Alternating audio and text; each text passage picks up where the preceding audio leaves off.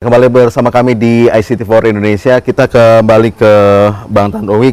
Kalau tadi Anda sudah menjelaskan bahwa ternyata itu ada harus ada kepastian hukum. Tapi memang apakah dari DPR sendiri sudah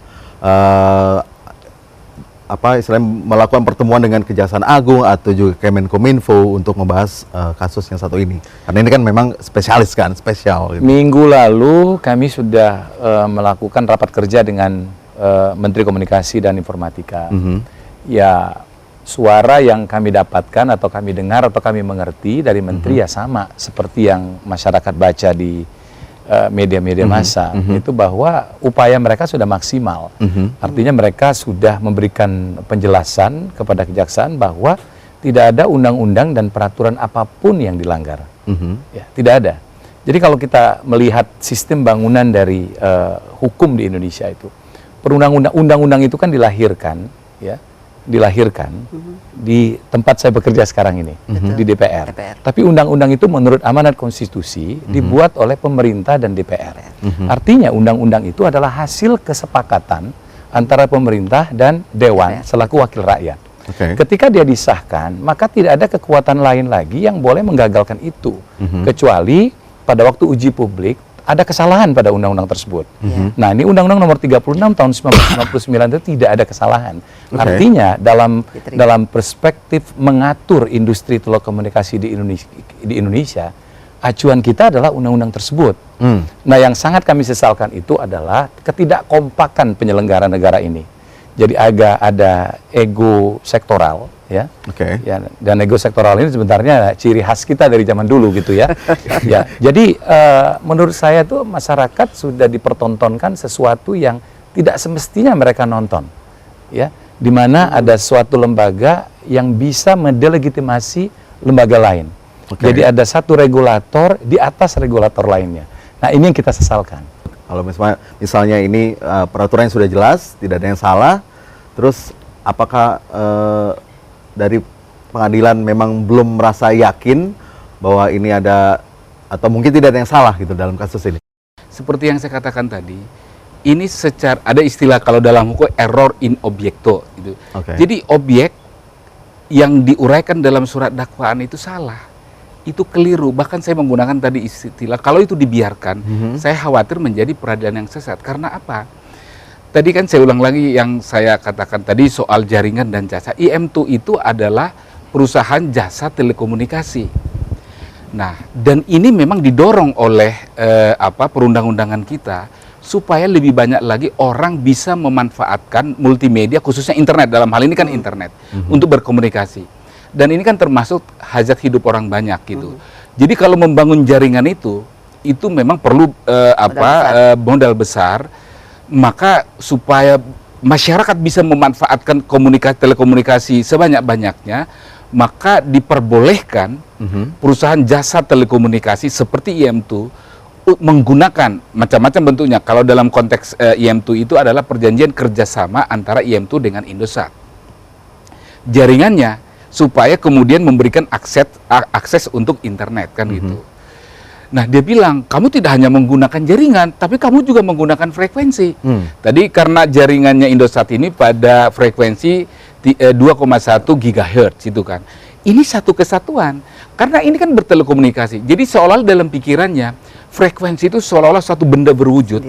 Ya, itu sementara jaringan berwujud yang lain. Ini dua hal yang terpisah kan gitu.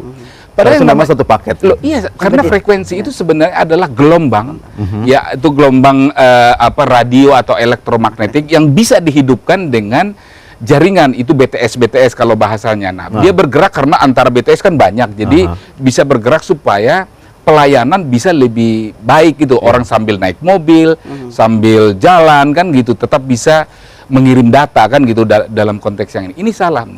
Nah, ada analogi lagi yang nampaknya mereka nggak suka. Ini adalah yang sederhana saja. Jadi misalnya begini, kita mendapatkan sebidang tanah atas tanah negara. Dalam konteks ini kan udara nih kan sekarang. Frekuensi itu kan ada di udara kan. Jadi diatur-atur supaya tidak ada interference kan gitu.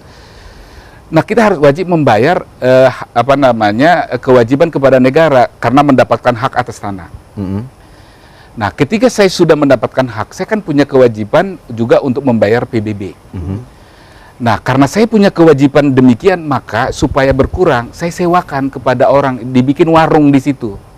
Nah, ketahuan sama petugas PBB atau BPN, oh kamu dulu ketika ini mendapatkan kamu nggak bayar seperti saya mendapatkan hak atas tanah, kamu harus bayar. PBB-nya juga harus kamu bayar gitu. Padahal kan saya udah bayar sewa kan gitu loh, misalnya kepada pemilik tanah. Nah, yang terjadi begitulah sekarang. Jadi 1,3 triliun itu dihitung dari ketika Indosat itu ikut lelang untuk mendapatkan frekuensi itu, alokasi ya, frekuensi spektrum frekuensi yang 2,1 GHz itu. Memang ikut lelang, bayar upfront fee, BHP frekuensi kan gitu. Yang jumlahnya 1,3 triliun. Itu persis sama, angka itu sama gitu. Hanya karena dia, maksud saya IM2 menggunakan jaringan dari Indosat ini. Ya, dia lupa bahwa ini kan soal telekomunikasi kan gitu kan, ya dengan sendirinya juga ada frekuensi itu, karena dari satu tempat ke tempat lain kan gitu kan, menggunakan jalur frekuensi gitu. Nah, jadi betul-betul tadi kan Bung Tantowi sudah mengatakan soal spesialis. Memang dalam hukum itu ada satu asas yang khusus mengenyampingkan yang umum. Jadi Undang-Undang Telekomunikasi itu sudah mengatur lengkap seluruhnya, ya sudah mengatur lengkap seluruhnya. Apakah itu pelanggaran yang berkaitan dengan peralatan telekomunikasi, tapi termasuk juga mengenai pembayaran kewajiban. Ya, itu ada sanksi pidananya di situ. Nah, ini dihubungkan juga dengan undang-undang tentang PNBP, penerimaan negara bukan pajak gitu. Jadi, kalau misalnya IM2 itu ada kewajiban, ya, maka dilihat dari asas hukumnya, maka harus digunakan undang-undang ini. Jadi undang-undang telekomunikasi dan undang PNBP sebagaimana juga dikatakan dalam penjelasan undang-undang itu. Jadi digunakan itu. Yang analoginya selalu saya gunakan seperti pembayaran pajak gitu. Karena ini kan istilahnya penal administrasi gitu. Jadi pidana dalam hukum administrasi. Jadi bukan tujuannya memidana orang, tapi untuk penerimaan negara. Tapi itu nggak pernah dilakukan, dan memang kewajiban itu nggak ada. Kominfo ya sebagai regulator gitu ya, sebagai regulator itu pernah diaudit oleh BPKP, diaudit oleh BPKP khusus mengenai penerimaan negara, optimalisasi penerimaan negara dari BHP telekomunikasi. Jadi yang kita bicarakan, dan dikatakan bahwa itu tidak ada kewajiban yang dibayar oleh IM2. Nah, itulah sebabnya tadi Bung Tantowi sudah mengatakan, regulator itu sudah mengatakan nggak ada kewajiban. Itu surat ditujukan kepada Kejaksaan Agung. Jadi ada 2 surat ngomong di media, nggak didengarkan. Padahal jaksa mengatakan itu harus diatur pemerintah, dan yang pemerintah itu adalah Kominfo gitu.